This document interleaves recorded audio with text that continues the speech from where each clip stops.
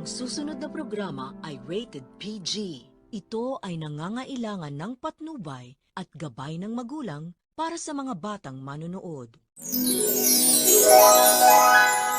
Patuloy pa rin magmamakaawa si Lola Aurea kay Ina na tanggapin na ang shining inheritance na pinapamana nito sa kanya. Pero dahil nga daw sa sobrang galit ng kambal kay Ina, ay hindi siya makapagdesisyon kung pipirmahan niya na nga daw ang contract of agreement. Nawakonsensya nga daw kasi itong si Ina dahil nga siya ang magiging dahilan ng pagkawala ng mana ng dalawa. Halos magmakaawa naman si Lola Aurea kay Ina na tanggapin na ito dahil nga sa kailangan siya ng matanda. Samantala, dahil sa pinagtulungan nga nila Johanna at Amy itong si Ina, ay kumprontahin ni Francis itong si Johanna dahil nga sa hindi niya nagustuhan ang ginawa nito. Hindi na daw umano kilala ni Francis si Johanna at alam daw naman ni Francis na mabuting tao si Ina. Kaya napakawalang iya naman daw nitong si Johanna sa ginawa nito sa kanya. Magagalit naman si Johanna dahil ayaw niya ikumpara siya ni Francis kay Ina. At matapos ng sampalin nitong si Johanna si Francis ay dito na siya tuluyan at opisya din na makikipaghiwalay sa kanyang boyfriend. Sa kabilang banda, susundin naman ni Johanna ang kanyang tita Lani na magpakumbaba sa kanyang lola Aurea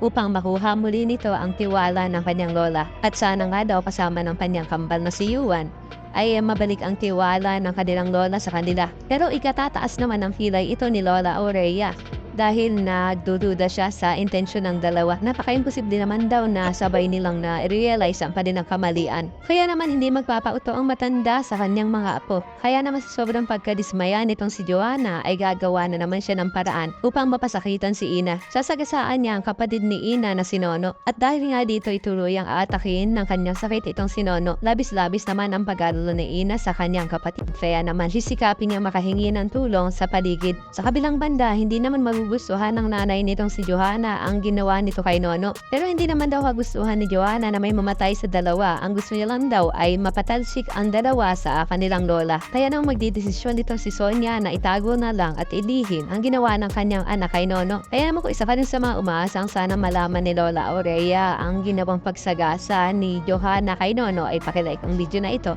And don't forget to subscribe. Thanks for watching and see you next time. Bye-bye.